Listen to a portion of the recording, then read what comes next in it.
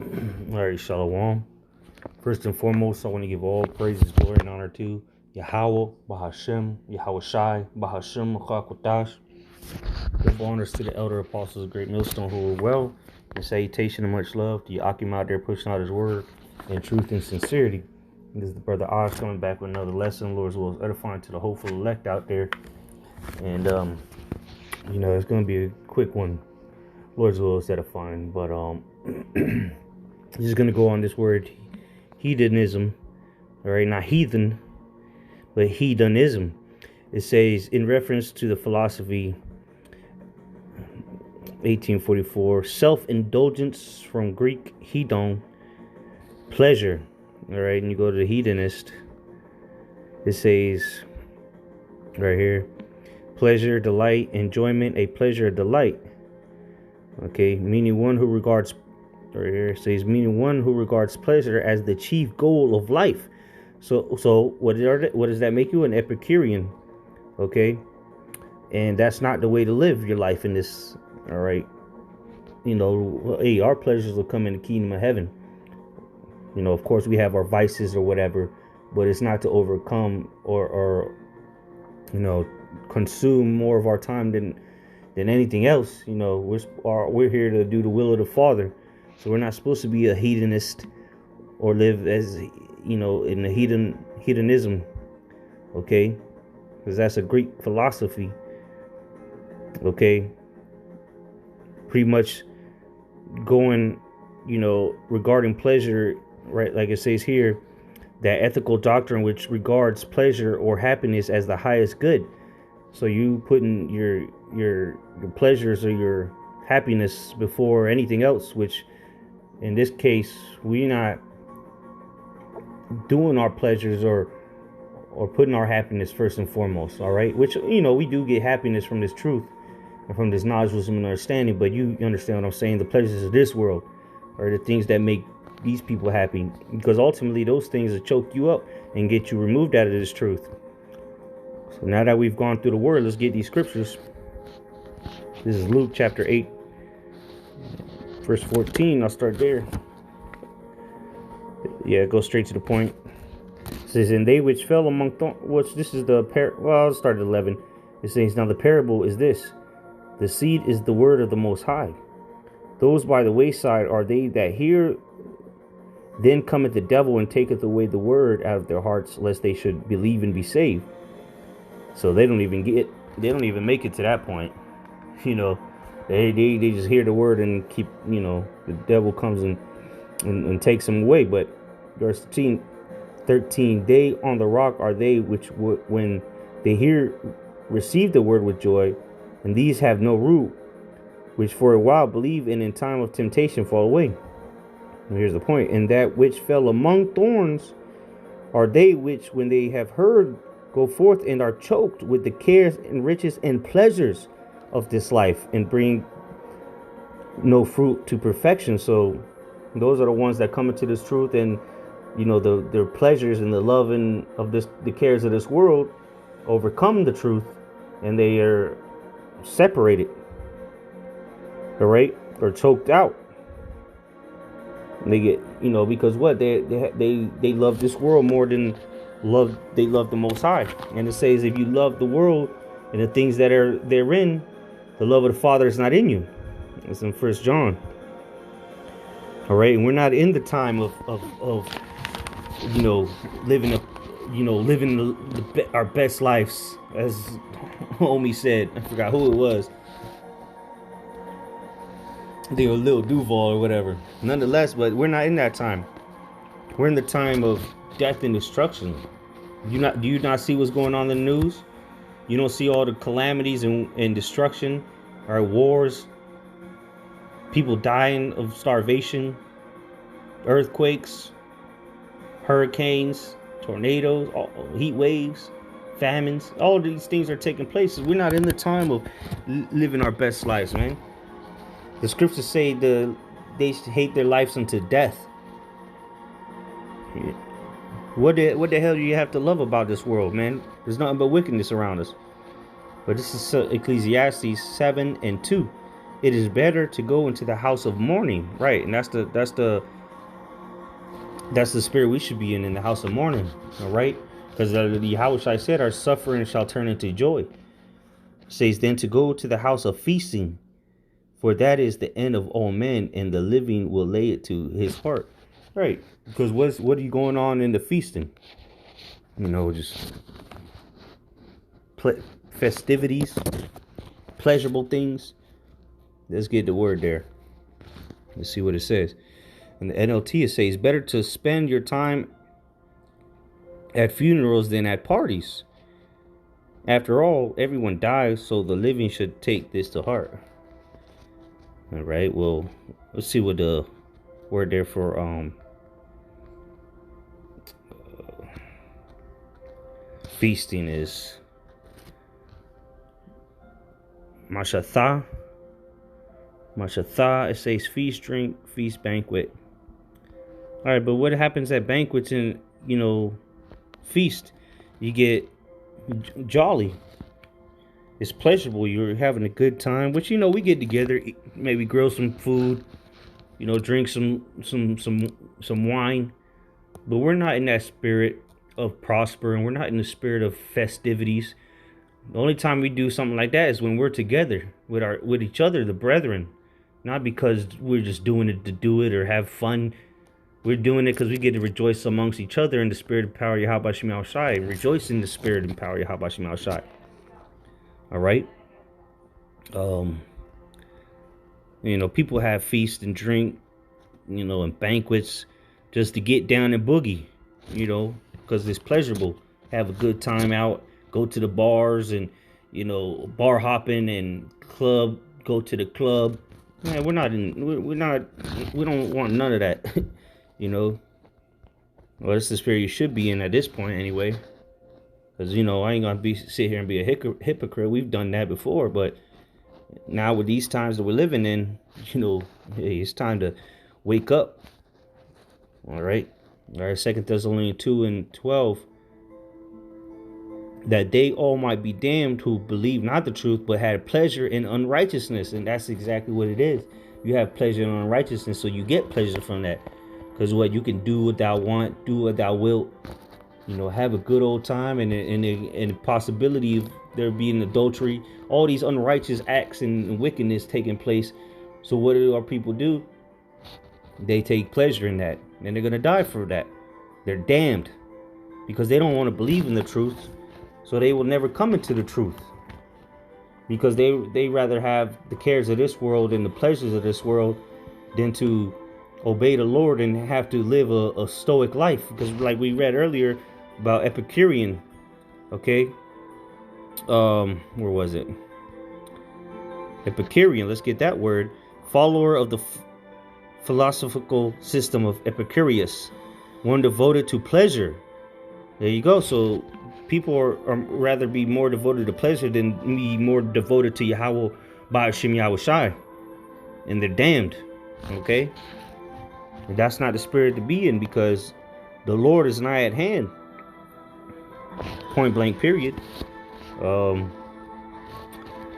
Timothy 3:1, it says, this know also that in the last days perilous times shall come, for men shall be lovers of their own selves.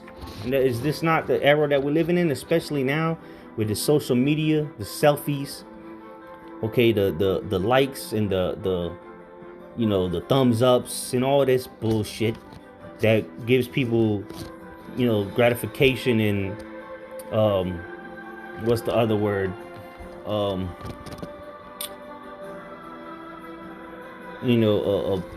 damn, this word acknowledgement. But there's another word for it. Pretty much just bigging them up, man. There's a word, but I can't think of it right now. But this is what people want: attention. Okay. Oh yeah, look at me. Give me a thumbs up. Give me a heart. Give me this. Give me that. And that's why they do things they do. People do stupid shit like these challenges, or do things pleasurable, of wicked things, because there's things that are so-called pleasurable but are righteous. But then there's a lot of the things that people look as pleasurable in today is wicked. You understand? It says covetous. Yeah, exactly. Covetous. You stalking the social media, looking at everything everybody else got going on. So you become covetous and envious. It says boasters. I mean, people boast all day, every day. Proud. I mean, there's a whole nation of proud people. That's why they're going to be destroyed, pursuant to Malachi 4:1. Blasphemers, disobedient to parents, unthankful, unholy. This sounds like Americans to me. And really, this has spread through the four corners of the earth. Without natural affection, truce breakers, false accusers, incontinent, fierce despisers of those that are good, traitors, heady, high-minded, lovers of pleasures more than lovers of the Most High. So what would that make you? That'd make you an Epicurean. If you love pleasures more than you love the Most High, that would make you an Epicurean. Therefore, you're in hedonism, self-indulgence, pleasure. That's you're a hedonist. You delight in pleasure. Okay, that's what your whole life is about. It says one who regards pleasure as the chief goal of life. It says having a form of God, traitors, heady, high-minded. Verse 4: traitors, heady, high-minded, lovers of pleasures more than lovers of the Most High. Hedonism. All right, Epicurean. They're all about pleasures. Then they're devout to it. They live for it. And in this case, a lot of our people, broke as hell, work their whole weekend just to blow their paychecks at the end of the week. Or they work all month or all week. And then as soon as that check comes, they pay the bills and then go blow the money on what? Pleasures. Living that hedonistic way of life. Or Epicurean way of life. And that's going to get you destroyed at the end of the day. Because you should be seeking out your salvation with fear and trembling. And going partying and bullshit, and ain't going to get you nowhere close to that. Alright, let's get, this is the book of Sirach. Chapter 9.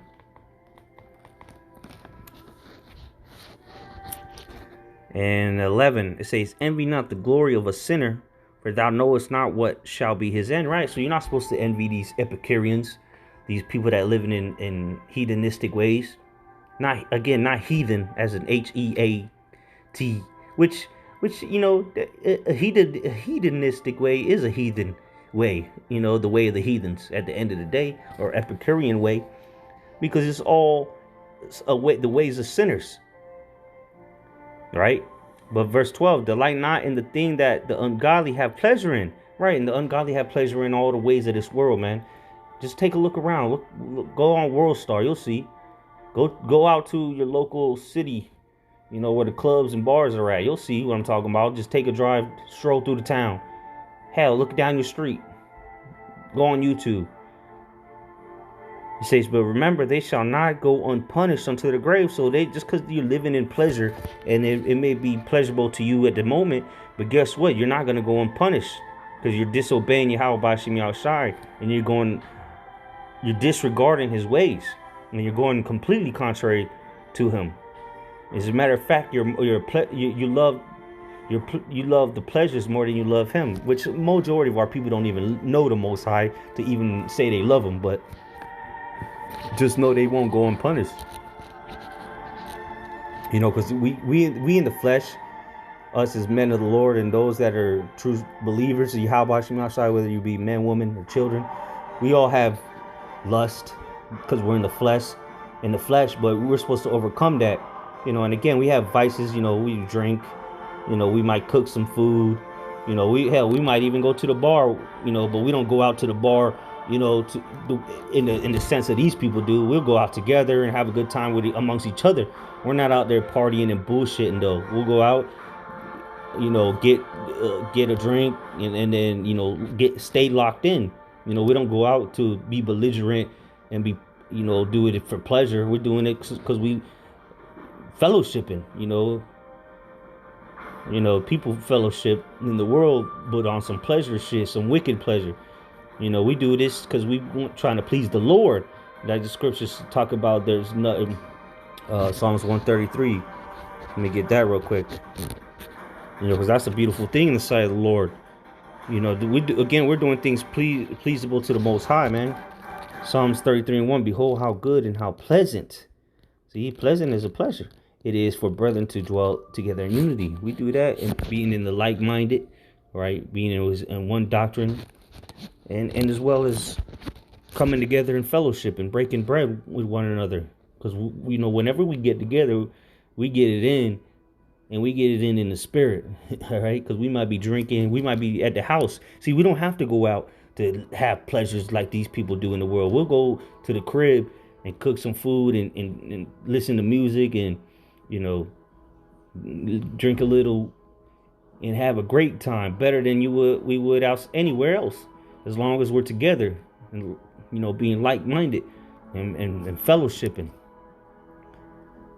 But we're not out chasing hoes and, club hopping. And if you are, then you need to check yourself. Are you in the faith or not, man? This is not what this is about. I'm not saying you can't go out, and talk to bitches, but that shouldn't be your priority at this moment in time. Keeping it real. If you pull a number and do what you gotta do, that's on you. But that's not a priority. And if you in that spirit, then you need to examine yourself, man. Because Yahweh Shemi Shai should be first in the brotherhood. Okay. We're supposed to be pleasing Yahweh Shemi Shai, not pleasing ourselves. And again, we're all in the flesh, so we're the flesh is the spirit is willing, but the flesh is weak. But hey, you need to be growing by this time. By now, if you're not growing or haven't grown, you need to check yourself, examine yourself, or you might not be part of the elect.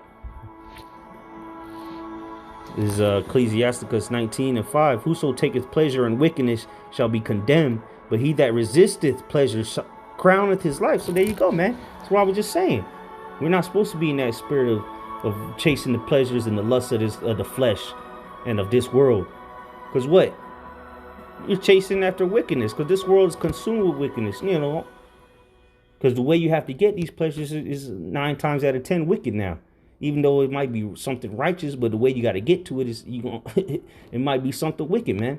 But if you resist it, then you get crowned his life, man. Resisting the pleasures of this world, resisting the pleasures of the flesh.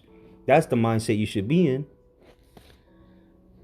And if not, then I don't know what to tell you. This is what the scriptures say. If you got a problem with it, then you got a problem with Yahweh Shemi Shai and his word. Titus 3:3. For we ourselves also were sometimes foolish, disobedient, deceived, serving diverse lusts and pleasures. See, that's why we able to speak on it, because we were there. We was out there. And again, we still in the flesh, so we know we know those things, those temptations to chase after these fleshly things and the pleasures of this world, and the wickedness and all this nonsense. We know, we understand, we were there, we lived among that. But now we've changed our ways and we try to do better every day. So we understand. But what? We've gotten better and better to detach ourselves from those lusts and flesh of the flesh and the pleasures of this wicked world. It says living in malice and envy, hateful and hating one another. Yeah, so we understand. That's why we're able to reprove. All right, because we've cleansed ourselves from those things. All right, so we'll end it off on this, man. Because people say, "Oh, well, you guys are losers." Well, you don't even know who we are. You don't know what we used to do. You don't even know what we do now, man. And without chasing the lust of the flesh, without chasing the pleasures of this world, the Lord still takes care of us, man. How about that? Because we don't care. You know what I'm saying? We don't care. And the Lord still takes care of us. Shit, a lot of brothers do better than most Jakes and most Edomites, and we don't give it 2 shits about these pleasures of this world and prospering in the society. So, what's your excuse for chasing after the ways of this world? This is Hebrews 11. We'll end off on this. Hebrews 11:25.